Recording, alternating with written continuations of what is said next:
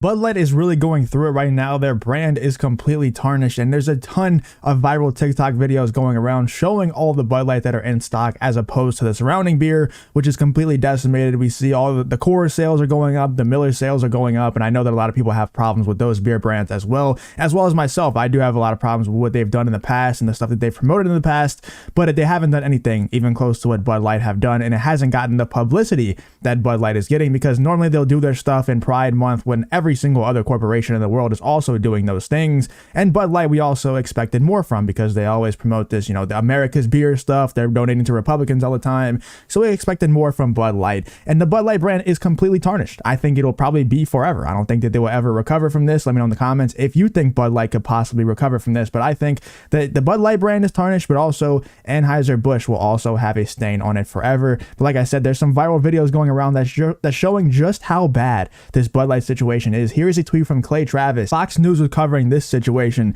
that's really hilarious. Let's check this out. It just shows how bad Bud Light has become and what really the toll that this Bud Light boycott has taken on the brand. It's pretty insane how successful this boycott has been. I haven't seen personally in my lifetime a boycott this successful, but I don't know if there has been more boycotts that have been more successful than this one. But anyway, let's check out this video showing you just how successful this boycott has been. Gears. Sales of Bud Light have dropped even more following its controversial partnership with trans activist Dylan Mulvaney. National retail sales falling 23% over 1 year ago. That's worse than a week ago when sales were down 21%. That's insane. Absolutely insane. Down 23%. You know how much that's a ton of money. And I know that there's some lefties out there who are coping, saying that 23% actually isn't that much. And it's going to keep going down, by the way. It's going to continue to go down whenever these bigger grocery stores don't need to restock on Bud Light, whenever the bigger gas stations don't need to restock on Bud Light. It's going to continue to drop over time.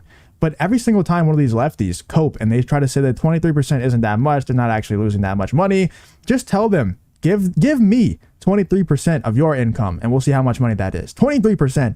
It's a ton of money, man. That's almost a quarter of their income is gone. It's a crazy number. Once again, one of the most successful boycotts of all time. Our guest discovered he couldn't even give away Bud Lights for free. Experiment here. There appear to be 3 different types of beer in this cooler. 6:45. I'm not going to do anything. I'm going to come back and record this at 9:45 and show you what's left. The only beer left, Bud Light. Not ideal. There was a ton of other beer in there, man. I think there was Michelob. I think there was Coors or Miller in there. And you could barely see that there was a few Bud Light cans sprinkled in there because there was a ton of beer mixed in with it. And then at the end of the day, all Bud Light is left. The only beer that is left. Nobody wants to be seen drinking Bud Light. Not a single person out there wants to be caught drinking Bud Light, because you're going to go viral on TikTok if you do. Somebody's going to make fun of you. Somebody's going to record a video, and nobody wants to be the person that's caught drinking gay beer. That's just how it is now. Like I said, the brand of Bud Light has been tarnished forever. Not good. If you're Bud Light, Outkick founder Clay Travis with that experiment. Clay, what gave you the idea? Were you surprised by the results? I was at a event out here where I live in Franklin, Tennessee, just outside of Nashville, and the cooler had a bunch of different types of beer. And so when the event started, there were bands playing. It was a lot of fun. I opened the cooler and I reached in and I said, "Oh, this is interesting." You had Mich Ultra, and I understand Mich Ultra is also an Anheuser-Busch product.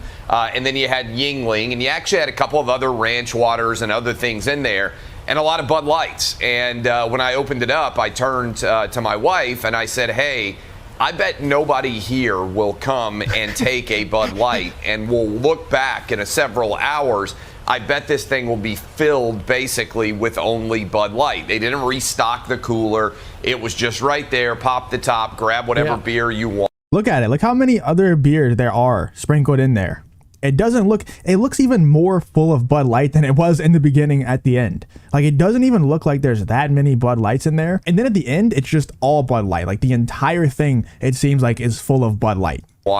And by late in the evening, all that was left was Bud Light. And since I posted these videos, by the way, guys, I've had so many people reach. Look at that. It looks like even more Bud Light than they started with, is how little people want to touch this beer brand. Out to me, particularly all over the South, and say, this is happening at my golf course, or this is happening at my minor league baseball stadium, or all these different places where people walk up and make a choice about what kind of beer they want. So I think it's symptomatic, emblematic of what Bud Light is dealing with all over the country right now. Well, Clay, I was down in Florida over the weekend, and after we played pickleball, my wife and I went out to a lunch place that served beer and whatnot, and I asked the waitress how many people were buying Bud Light, and she said, nobody today, nobody yesterday. So what does your experiment show? That people won't even take a free beer because they don't want to be seen with it in their hand? Yeah. I think that the Bud Light brand, for many people out there, has become so toxic that guys know, right, that if you get a Bud Light right now and you're holding a Bud Light, your buddies, let's say you're out golfing, let's say, like I said, you're out at a social event, your buddy's going to walk up and be like, oh, you're a big Bud Light guy, huh? And you're going to get made fun of a little bit in a way that you wouldn't if you drink Coors Light and Miller Light. And also, people don't want to be seen as endorsing this. No, it's not. None of it's delicious. Let's not lie and say that Coors and Miller are delicious, because no light beer, at least American light beer, is delicious. That shit is all disgusting. I don't care what anybody in the comments has to say. You can argue with me all you want. All of that stuff is disgusting to me. Every single light beer is disgusting, but it's just not that difficult. Like, to me, it all tastes pretty much the same. And whenever you're going to get made fun of for drinking gay beer if you drink Bud Light, of course you're going to pick a different type of beer, because it's just not that hard. It's not like Bud Light tastes so good that it's so hard to stop drinking it. No, you just pick a different beer, dude. It all tastes like piss water. It's all gross. I don't know why you drink it in the first place, to be honest, but it's just not that difficult to not drink Bud Light. So it's like the perfect storm, because not only did they platform someone like Dylan Mulvaney, but it's also very easy to stop drinking Bud Light. It's a great way for the silent majority to actually, make their voices heard, because like I said, it's the perfect storm to just stop drinking Bud Light. It's just not that hard to boycott Bud Light, and they did something that most people don't agree with. So we boycott them, and you see the numbers are down 23%. Insane numbers.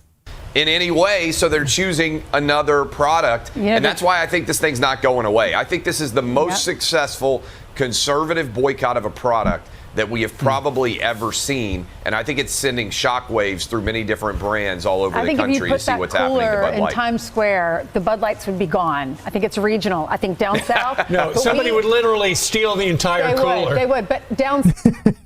Somebody probably would. They probably are doing that in stores. It's not even just when it's out in the cooler. They're probably just going in there and stealing it from stores, and probably have no repercussions for it either. South, we're 3 months away from college football. As you know, you'll be on the road doing all those games.